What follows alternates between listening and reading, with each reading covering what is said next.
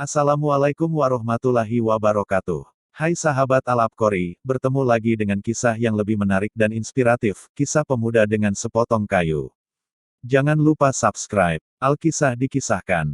Pada zaman dahulu, sebelum era keislaman, hidup seorang pemuda dari kalangan Bani Israel yang memiliki pribadi luhur.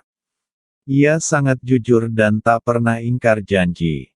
Suatu hari si pemuda sangat membutuhkan uang untuk keperluannya. Ia pun meminjam sejumlah uang kepada seseorang yang ia kenal. Namun, saat itu tak ada saksi dalam interaksi utang piutang tersebut. Datangkan ke sini para saksi yang akan mempersaksikan, ujar si peminjam uang. Cukuplah Allah sebagai saksi, kata si pemuda. Kalau begitu, datangkan kepadaku seorang penjamin, pinta si peminjam lagi. Namun, si pemuda tak memiliki seseorang untuk menjadi saksi apalagi penjamin. Ia hanya bisa berucap, cukuplah Allah sebagai penjamin, kata si pemuda. Akan tetapi, baginya menyebut asma Allah dalam ikatan perjanjian maka menjadikannya sangat kuat. Jika dilanggar, ia amat takut Allah murka. Tekad si pemuda pun dipercaya si peminjam. Kau benar, katanya. Ia pun kemudian memberi pinjaman 1.000 dinar kepada sang pemuda. Keduanya pun menyepakati masa jatuh tempo pengembalian uang tersebut. Pergilah si pemuda mengarungi samudera untuk memenuhi kebutuhannya dengan uang pinjaman tersebut. Saat jatuh masa tempo pengembalian, ia pun bermaksud kembali ke pulau si peminjam tinggal. Namun apa daya, tak ada layanan perahu menuju tempat si peminjam. Padahal, di hari biasa perahu selalu tersedia. Namun, entah mengapa hari itu si pemuda tak mendapati satu pun perahu meski telah mencarinya dengan keras. Cemaslah hati pemuda itu. Ia tak mau melanggar kesepakatan dan janji utangnya. Si pemuda tak mau berputus asa, segera. Ia telah berjanji akan mengganti uang 1.000 dinar tersebut pada hari itu juga. Maka ia pun berpikir, bagaimana cara untuk memenuhi janjinya. Ia pun mengambil sepotong kayu, kemudian melubanginya. Uang 1.000 dinar itu kemudian ia masukkan pada lubang kayu tersebut. Tak lupa sepucuk surat kepada sang piutang juga diikut sertakan pada lubang kayu tersebut.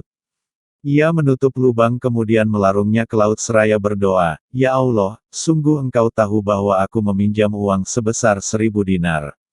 Lalu ia, si peminjam, memintaku seorang penjamin, namun kukatakan padanya, Allah cukup sebagai penjamin. Ia pun ridho denganmu.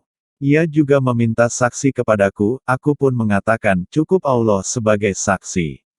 Ia pun ridho kepadamu. Sungguh aku telah berusaha keras untuk mendapatkan perahu untuk mengembalikan uangnya yang kupinjam, namun aku tak mendapatinya. Aku tak mampu mengembalikan uang pinjaman ini, sungguh aku menitipkannya kepadamu, ujar si pemuda bertawakal.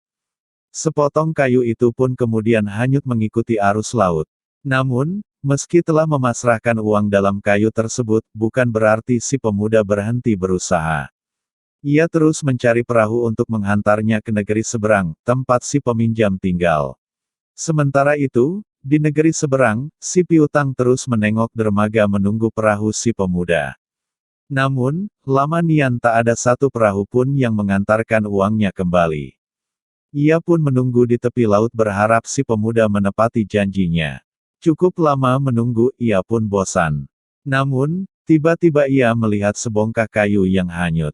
Bermaksud digunakan sebagai kayu bakar di rumahnya, ia pun memungutnya dan membawanya pulang. Terkejut, saat membelah kayu tersebut, ia mendapati uang 1.000 dinar dan sepucuk surat.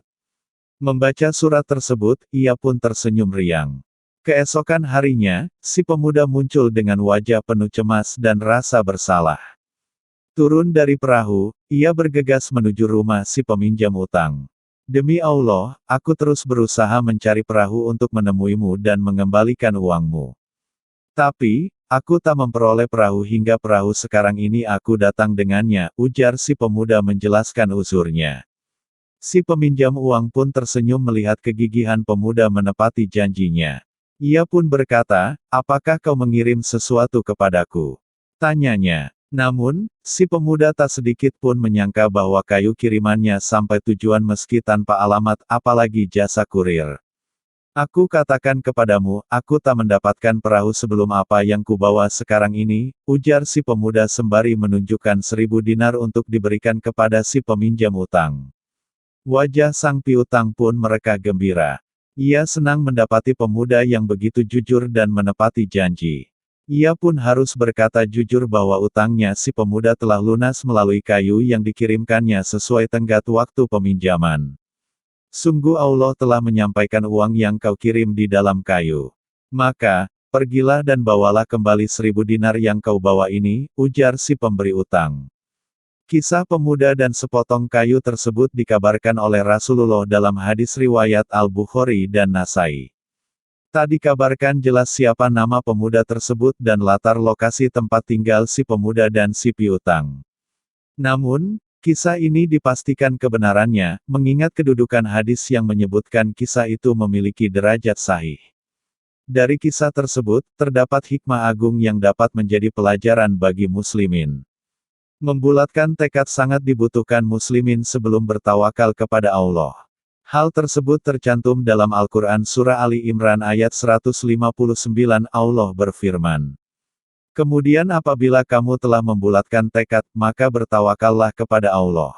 Sesungguhnya Allah menyukai orang-orang yang bertawakal kepadanya. Dalam kisah, si pemuda menunjukkan sikap memenuhi janji dengan ketekadan yang luar biasa. Hingga kemudian, ia menyerahkan urusannya kepada Allah dengan mengirimkan sepotong kayu. Ia bertawakal kepada Allah agar suratnya sampai ke tujuan, setelah memiliki tekad bulat dalam hatinya, untuk memenuhi janji mengganti hutangnya. Demikian kisah kali ini, jangan lupa subscribe, agar channel ini bisa lebih berkembang. Terima kasih. Wassalamualaikum warahmatullahi wabarakatuh.